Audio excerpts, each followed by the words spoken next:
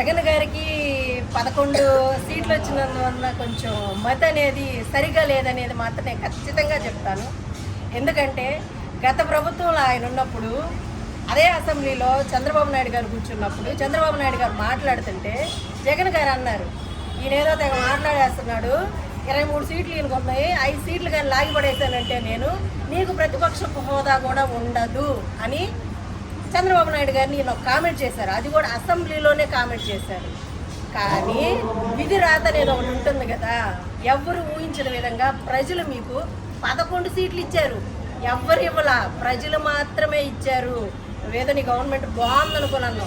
So మేము చెప్తున్నాం, జనసేన వీర మహిళలను చెప్తున్నాం, మహిళా దినోత్సవం రోజు చెప్తున్నాము, మీరు ఒక కార్యకర్తకి ఎక్కువ, ఓటర్కి తక్కువ. ఓకేనా? ఇది గుర్తుపెట్టుకోండి. మా పవన్ కళ్యాణ్ గారు అనే రైట్ మీకు లేదు. నేను ఇంకొకటి అడుగుతున్నాను, మీరు కోవిడ్ వచ్చినప్పుడు మాకు డబ్బులు 2 కోట్లు ఇచ్చారు, అలాగే విజయవాడలో వరదలు ఇచ్చినప్పుడు 2 కోట్లు ఇచ్చారు. ఈ డబ్బులు ఏమయ్యాయి? మాకు కొంచెం లెక్కలు చూపించండి. ఎవరికి ఇచ్చారు? మీరు చెక్ ఇస్తే అది ఎవరికి ఇచ్చారు? ఆ లెక్కలు చూపించండి. పవన్ కళ్యాణ్ గారు ఇచ్చిన ఎన్నో సహాయాలు మేము మీకు లెక్కలు చూపిస్తాము. వీటన్నిటిలో మీరు మమ్మల్ని ఎదుర్కొనే పని అయితేనే పవన్ కళ్యాణ్ గారిని ఒక కామెంట్ చెయ్యండి. ఆ దమ్ము మీలో లేనప్పుడు, మీరు స్క్రిప్టెడ్ సీఎం అయినప్పుడు, మాజీ సీఎం కదా మీరు అయినప్పుడు, మీరు అలాంటి మాటలు ఖచ్చితంగా మాట్లాడమాకండి. ఓన్గా మన క్యాపబిలిటీ ఉన్నప్పుడు మాత్రమే మనం మాట్లాడాలి. ఎవరో రాసిచ్చింది మీరు మాట్లాడితే, రోజైనా ఇప్పుడు మా మహిళల్లో ఎక్కడుందంటే మా చెప్పు కింద ఉంది. ఆవిడ జీవితం మా చెప్పు కింద ఉంది.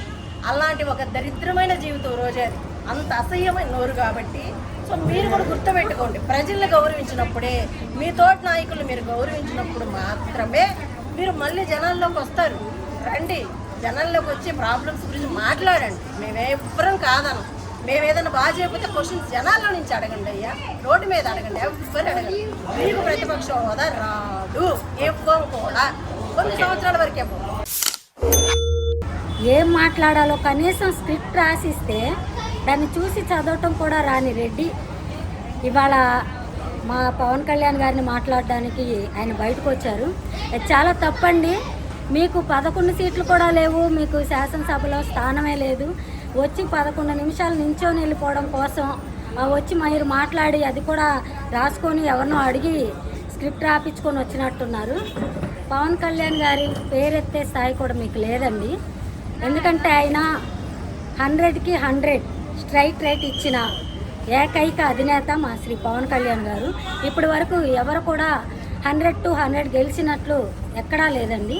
అక్కడే తెలుస్తుంది ఆయన విజయం ఏంటనేది. ఒక్క సీట్ కూడా లేదని ఎన్నో అవమానాలు చేశారు, ఎంతో పరాభవం చేశారు. అధికారంలో ఉన్నప్పుడు మీరు చేసింది అదే, అధికారం లేకుండా ఒక ఎమ్మెల్యేగా మీరు దిగజారిన రాజకీయాలు ఇప్పటికి కూడా ఆపకుండా చేస్తున్నారు.